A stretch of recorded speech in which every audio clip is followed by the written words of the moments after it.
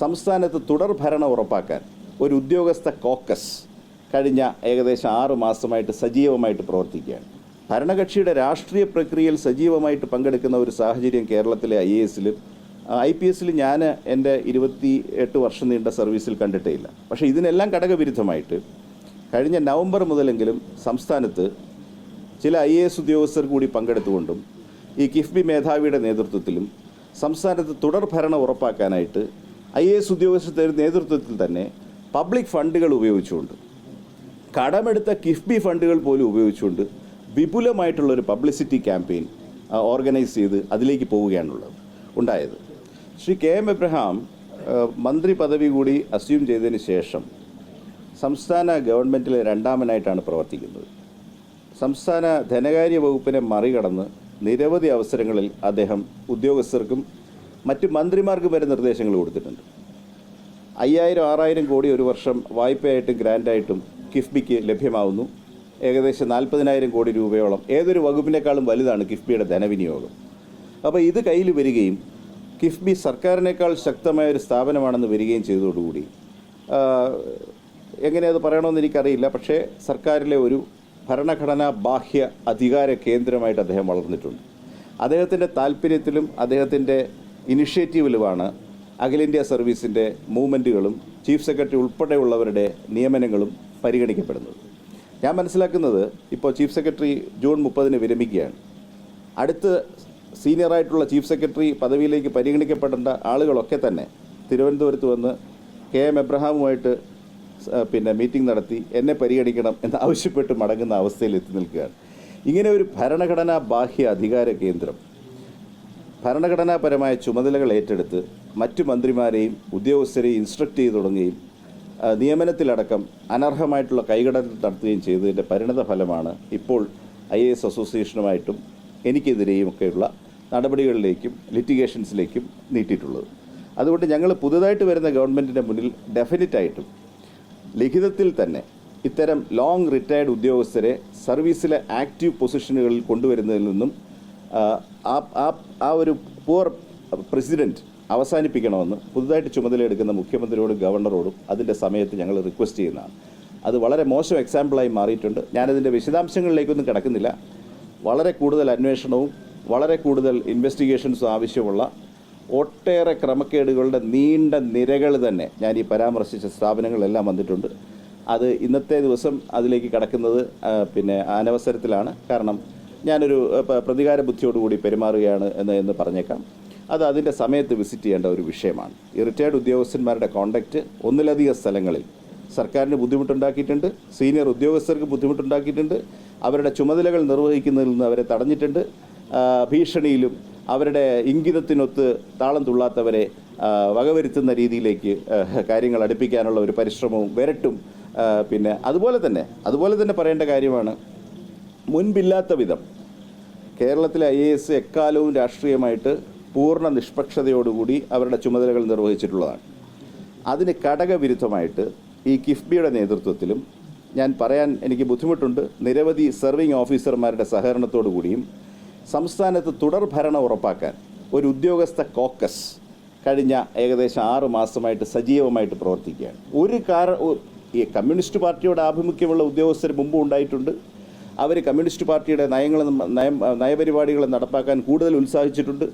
ചിലപ്പോൾ UDF government അധികാരത്തിൽ വരുമ്പോൾ അവരോട് അടുത്ത് നിൽക്കുന്ന ചില ഉദ്യോഗസ്ഥർ കൂടുതൽ സജീവമായിട്ട് പ്രവർത്തിച്ചിട്ടുണ്ട്. അതൊക്കെ വളരെ സറ്റിലായിട്ട് അവരുടെ കർമ്മത്തിന് ഒരു മിഴിവ് കിട്ടത്തക്ക രീതിയിൽ കൂടുതൽ സജീവമായിട്ട് പ്രവർത്തിക്കുന്നു എന്നുള്ളതല്ലാതെ ഭരണകക്ഷിയുടെ രാഷ്ട്രീയ പ്രക്രിയയിൽ സജീവമായിട്ട് പങ്കെടുക്കുന്ന ഒരു സാഹചര്യം കേരളത്തിലെ IASലും IPSലും ഞാൻ എൻ്റെ 28 വർഷം നീണ്ട സർവീസിൽ കണ്ടിട്ടേ ഇല്ല. പക്ഷേ ഇതിനെല്ലാം ഘടകവിരുദ്ധമായിട്ട് കഴിഞ്ഞ നവംബർ മുതലെങ്കിലും സംസ്ഥാനത്ത് ചില IAS ഉദ്യോഗസ്ഥർ കൂടി പങ്കെടുത്തുകൊണ്ടും ഈ കിഫ്ബി മേധാവിയുടെ നേതൃത്വത്തിലും സംസ്ഥാനത്ത് തുടർ ഭരണം ഉറപ്പാക്കാനായിട്ട് IAS ഉദ്യോഗസ്ഥരുടെ നേതൃത്വത്തിൽ തന്നെ പബ്ലിക് ഫണ്ടുകൾ ഉപയോഗിച്ചുകൊണ്ട്, കടമെടുത്ത കിഫ്ബി ഫണ്ടുകൾ പോലും ഉപയോഗിച്ചുകൊണ്ട് വിപുലമായിട്ടുള്ളൊരു പബ്ലിസിറ്റി ക്യാമ്പയിൻ ഓർഗനൈസ് ചെയ്ത് അതിലേക്ക് പോവുകയാണുള്ളത് ഉണ്ടായത്.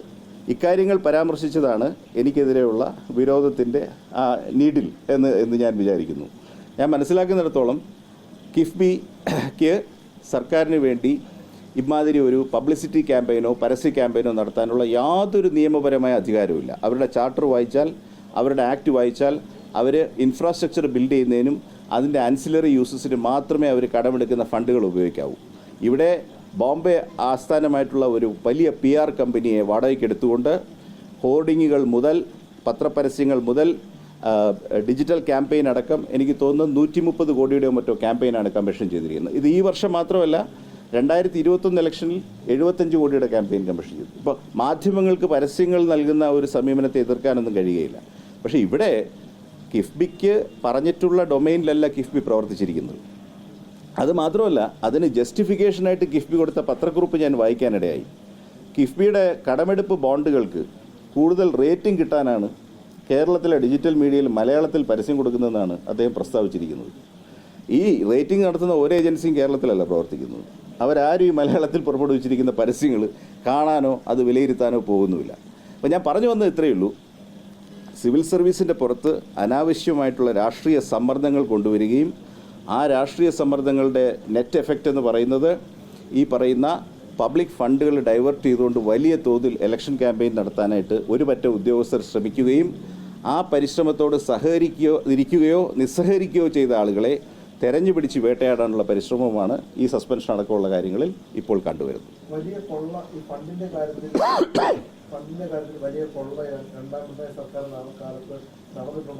വലിയ ഇറഗുലാരിറ്റീസ് നടന്നു എന്നുള്ളതിന് എന്താണ് സംശയം? ഇപ്പോൾ ഞാൻ ഒറ്റ ഉദാഹരണം മാത്രം പറയാലോ.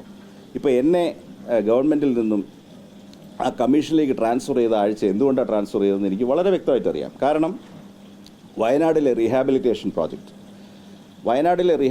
പ്രോജക്റ്റ് മുണ്ടക്കൈ റീഹാബിലിറ്റേഷൻ പ്രോജക്റ്റ് നിങ്ങൾക്കെല്ലാം അറിയാവുന്ന പോലെ ഒരു വർഷത്തോളം ഒന്നും സംഭവിച്ചില്ല. അങ്ങനെ പത്രവാർത്തകൾ കഴിഞ്ഞ 24 ഡിസംബറോട് കൂടിയിട്ട് പത്രവാർത്തകൾ വല്ലാതെ ഇക്കാര്യത്തിൽ കടന്നാക്രമിക്കാൻ തുടങ്ങിയപ്പോൾ എടുത്തു പിടിച്ച് ഈ പിരിഞ്ഞു കിട്ടിയ 745 കോടി മൊബിലൈസ് ചെയ്തുകൊണ്ട് ULCCSനെയും കിഫ്കോണിനെയും കൺസൾട്ടൻസ് ആക്കിക്കൊണ്ട് ധൃതിയിൽ ഈ വർക്ക് മുഴുവൻ കമ്മീഷൻ ചെയ്യാനായിട്ട് സെക്രട്ടറിമാരുടെ ഒരു കമ്മിറ്റി തീരുമാനിച്ചു. അല്ലെങ്കിൽ സെക്രട്ടറിമാരുടെ കമ്മിറ്റിയിൽ ഇത് ചർച്ചയ്ക്ക് വന്നു. ഞാൻ 2 ചോദ്യങ്ങളെ അവിടെ ചോദിച്ചുള്ളൂ. അത് ഈ സോൾ സോഴ്സിംഗ് ബേസിസിൽ ഈ 300 കോടി നമ്മൾ കമ്മിറ്റ് ചെയ്യുമ്പോൾ നമ്മൾ അക്രഡിറ്റഡ് ഏജൻസീസിന് തമ്മിൽ അങ്ങനെ ഒരു ഹൈക്കോടതി വിധിയുണ്ട്, ഒരു ടെൻഡർ നടത്തണ്ടേ?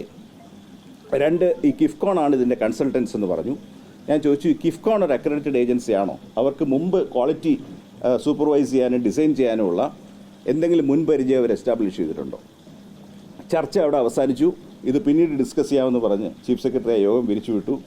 അടുത്ത ബുധനാഴ്ച എന്നെ തദ്ദേശഭരണ കമ്മീഷനാക്കി മാറ്റിക്കൊണ്ട് ആ അസൗകര്യം ഒഴിവാക്കിക്കൊണ്ട് മുന്നോട്ട് പോകാനാണ് അവർ തീരുമാനിച്ചത്. അങ്ങനെ മുന്നോട്ട് പോയാലൊന്നും യാതൊരു പ്രശ്നവുമില്ല.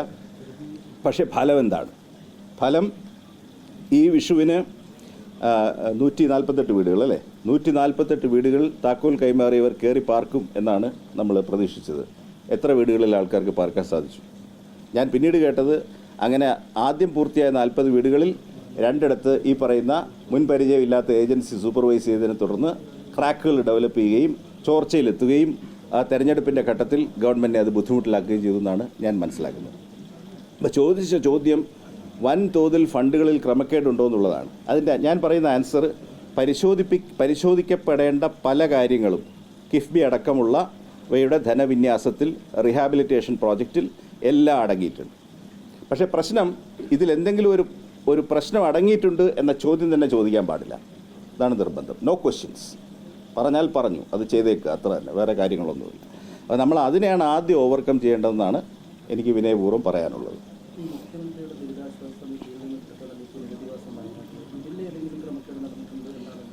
അതിനെപ്പറ്റി ഒരുപാട് പബ്ലിക് കമൻട്രി വന്നിട്ടുണ്ട്. ഞാനത് വിശദമായിട്ട് പഠിച്ചിട്ടില്ല.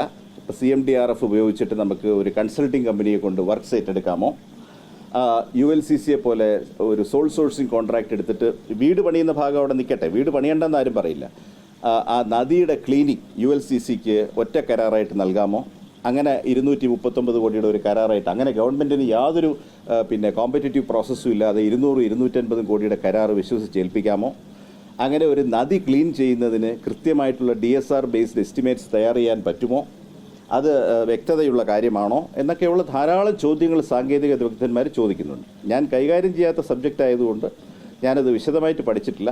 പക്ഷേ ഉത്തരങ്ങളെക്കാൾ കൂടുതൽ ഉദ്യോഗസ്ഥർക്ക് ഈ ഇടപാടുകളിലെല്ലാം ചോദ്യങ്ങളാണുള്ളത്.